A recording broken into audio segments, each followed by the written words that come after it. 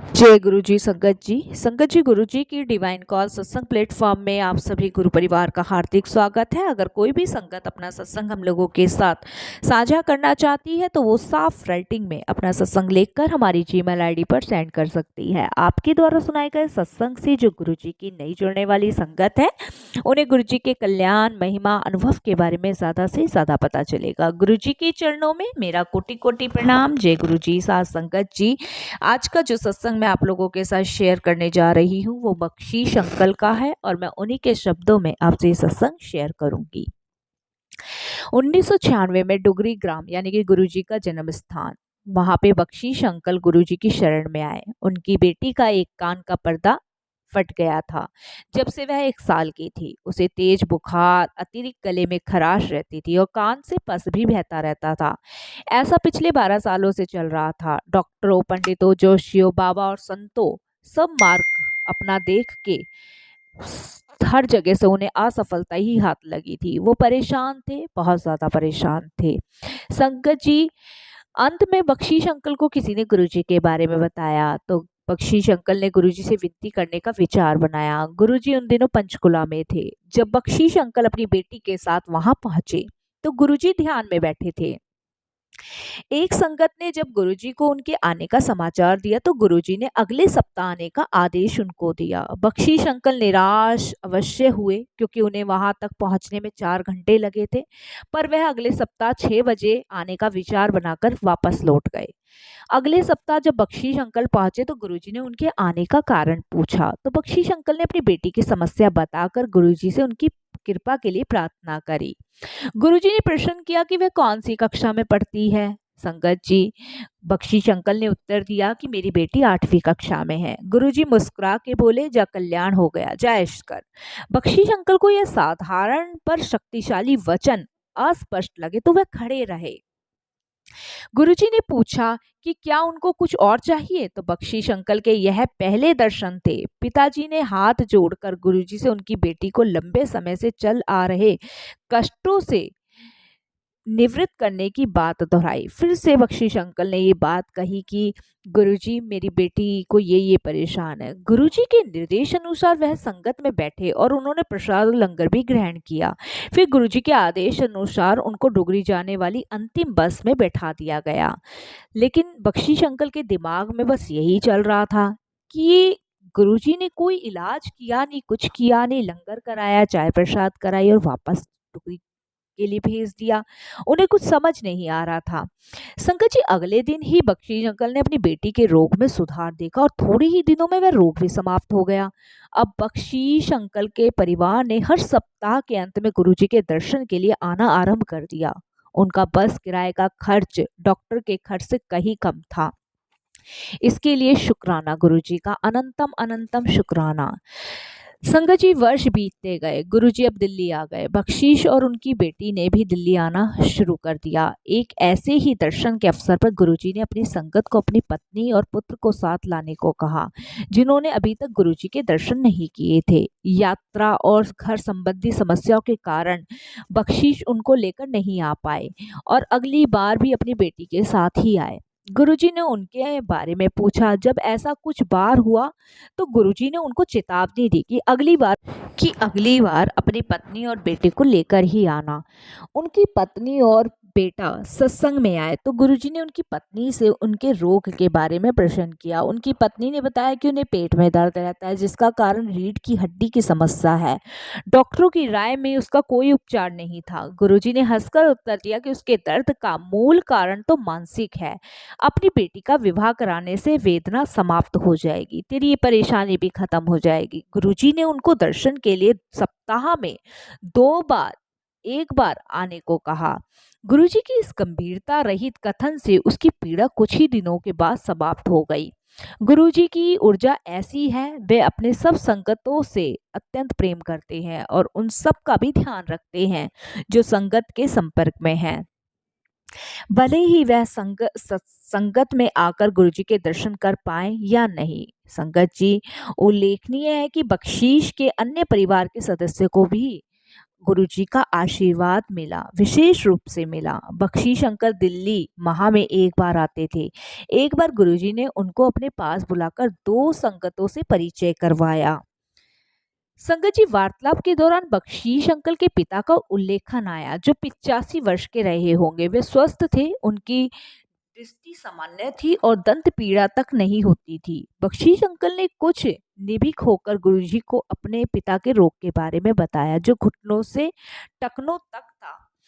Doctor उनके रोग या पीड़ा को कम नहीं कर पाए थे। गुरुजी ने बख्शीश अंकल को आश्वासन दिया कि वह चिंता ना करें, उनके पिता को जो रोग हुआ है उससे उन्हें आराम मिल जाएगा। प्रभु ने यह भी कहा कि उनको डॉक्टर की सहायता की भी आवश्यकता नहीं है, उन्हें भी अपनी जीविका अर्जित करनी है।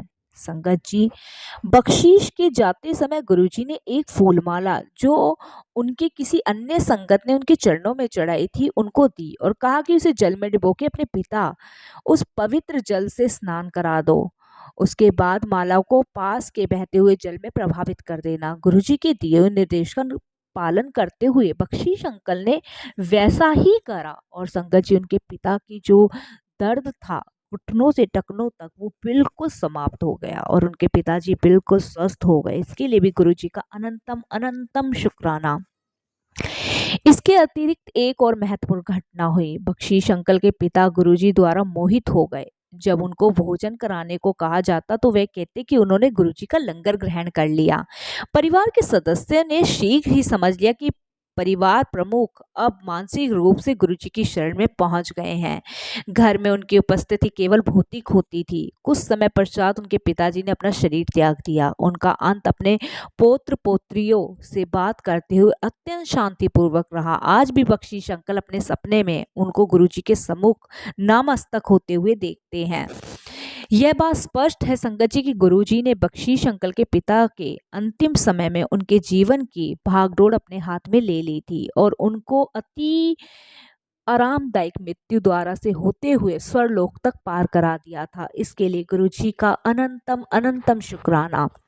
हम लोगों को भी अपनी जिंदगी की भागदौड़ गुरुजी के हाथ में सौंप देनी चाहिए। संगत जी, एक कृषक के लिए उसका ट्रैक्टर परिवार के सदस्य की भांति होता है, अंतर केवल उसकी भिन्न आकृति का है। बख्शीश अंकल ने नया ट्रैक्टर खरीदने से पूर्व गुरुजी से पूछा कि कौन सा खरीदना चाहिए। गुरुजी ने कोई भी नया पुराना नहीं, ट्रैक्टर खरीदने का सुझाव दिया कि कोई पुराना नया नहीं है, सिर्फ ट्रैक्टर खरीदो।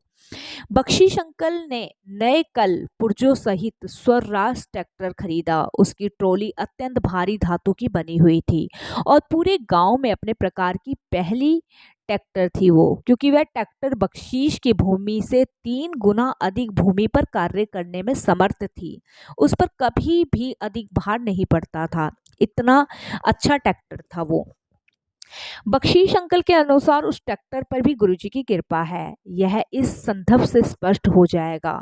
बख्शीश अंकल के बेटे को सपना आया कि जब वह उसे चला रहा था तो कुछ लोगों ने ट्रैक्टर को रोकने का प्रयास किया।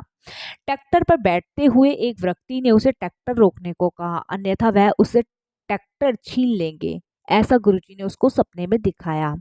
उसने ट्रैक्टर रोक दिया, पर उसी समय गुरुजी प्रकट हुए और उन्होंने उसे ट्रैक्टर चलाने का निर्देश दिया। उसने अपना वाहन आगे चलाया तो देखा कि उपस्थिति जन समूह ने हटाकर उसको जाने का मार्ग दे दिया। बख्शीश के बेटे ने जब अपने परिवार को यह बात बताई तो उन्होंने निष्कलन निकाला कि गुरुजी ने किसी आने वाली विपदा से टक्कर लेकर मेरे ट्रैक्टर की रक्षा करी है। संगत जी, शुक्राना गुरुजी का। संगत जी, गुरुजी के अपने ही तरीके हैं अपनी संगत को ब्लेस करने के और आने वाली परेशानियों से निकलवाने के लिए। इसके लिए भी गुरुजी का अनंतम शुक्राना। 2005 में गुरुजी ने संगत के कुछ सदस्यों को अपने ग्राम डुगरी जाने की अनुमति दी। संगत के 30-35 सदस्य जब डुगरी पहुंचे तो बख्शीश ने उन्हें लस्सी परोसी। रात को बख्शीश अंकल की पत्नी को सपने में गुरुजी ने पूछा कि क्या घर में घी की कमी है। जब उसने नहीं में उत्तर दिया तो गुरुजी ने प्रश्न किया कि केवल लस्सी देकर उसने मक्खन क्यों रख लिया था। वह शर्मिंदा होकर उठ गई। अगले दिन सुबह काल उसने यह घटना अपने परिवार के सदस्यों को सुनाई तो उन्होंने अनजाने में की हुई गलती को दोबारा न होने देने का निश्चय किया और गुरुजी से माफी मांगी। अब मौका मिलने पर वह लस्सी मक्खन के साथ ही देती है। यह स्पष्ट नहीं है संगत जी कि गुरुजी ने ऐसा क्यों किया। एक अन्य पक्ष से विचार किया जाए तो जितना अतिथि को दिया जाता है परिवार उससे कहीं अधिक ईश्वर से प्राप्त करता है। उस अपरिक्ष में बख्शीश पर भी अब बड़ी कृपा हुई और वो बहुत बड़े अपने गांव के किसान हैं। इसके लिए भी गुरुजी महाराज का अनंतम अनंतम शुक्राना। पर बख्शीश अंकल के परिवार पर गुरुजी की अभी और कृपा बाकी थी। बख्शीश अंकल को एसिडिटी की समस्या के लिए गुरुजी ने उन्हें अभिमंत्रित तांबे के लोटे से जल पीने को कहा और वह रोग भी उनका शीघ्र ही समाप्त हो गया। संगत जी, जब बख्शीश अंकल तांबे के लोटा लेकर घर लौटे तो उनके बेटे ने यानी कि विनोद ने कहते हुए कहा कि उसे छोड़कर घर के प्रत्येक सदस्य को गुरुजी ने कुछ ना कुछ दिया है। बहन और पिता को तांबे का लोटा, माँ को गुरुजी ने अपना स्वरूप और तांबे का लोटा। एक वही रह गया है कि गुरुजी ने उसको कुछ भी नहीं दिया। अगली बार जब वह गुरुजी के दर्शन के लिए पहुंचा तो गुरुजी ने उसे बुलाकर एक स्वरूप अपना दिया और गुरुजी के इस अतिरिक्त प्रतिदान से वह अतिचंबित रह गया और बेहद खुश हुआ। वो कहता है कि गुरुजी जाने जहान है, उनको सबकी खबर है, सबकी बातों का पता है। उसने तो अभी मन में ही ये बात कही थी और परिवार से ही कही थी और गुरुजी के पास पहुंच गई। संगत जी, ये गुरुजी की कृपा है, उनसे कुछ भी नहीं छुपा है। संगत जी, बख्शीश परिवार पर गुरुजी की अनुपम कृपा यही दर्शाती है कि उनकी अप्रतिबंधी कृपा और संरक्षण सदा भक्त के साथ रहती है। गुरुजी सदा अपने संगत को अपनी शरण में रखते हैं, चाहे वो उनकी संगत हो या ना हो या उनसे जुड़ी हो।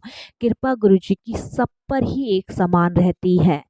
बख्शीश अंकल की जो पत्नी थी वो हमेशा अपने पति और बच्चों को लेके चिंता में बनी रहती थी। एक बार गुरुजी ने उनको बुलाया, संगतों के बीच कहा कि तू हद से ज्यादा परेशान मत हुआ कर। तेरे बच्चे और तेरे पति का अनगिनत प्रेम ही तेरे घर की बरकत बनेगा और तेरी बेटी के विवाह के बाद तेरी जो सारी चिंताएं हैं वो भी समाप्त हो जाएगी। जा कल्याण कीता ऐश कर। संगत जी, उस दिन के बाद से बख्शीश अंकल की पत्नी की सारी चिंताएं खत्म हो गई। आज वो एक खुशहाल आनंद पूर्वक जीवन जी रहे हैं। ये सब कुछ गुरुजी की कृपा से। संगत जी, गुरुजी अपनी संगत का हर मार्ग पे मार्गदर्शन करते हैं। बस हम कितना गुरुजी पे विश्वास करते हैं, कितना गुरुजी को समर्पण करते हैं, ये हम पर निर्भर करता है कि हम गुरुजी को कितना समझते हैं और कितना अपनी भागदौड़ गुरुजी के हाथ में सौंपते हैं। जब हम गुरुजी के हाथ में अपनी भागदौड़ सौंप देते हैं तो सारी परेशानियों से के निकलने के रास्ते खुद ही गुरुजी महाराज दिखा देते हैं। संगत जी, बसंत हमें गुरुजी को समर्पण करना है। वो हमारा एक समर्पण हमारी ज़िंदगी को बदलने में अपार गुरुजी की ब्लेसिंग दिलवा देता है। संगत जी, अब बस सत्संग में यही विराम करेंगे। जो भी गलती हुई हो, भूल हुई हो, माफ़ कीजिएगा। जय गुरुजी, शुक्राना गुरुजी।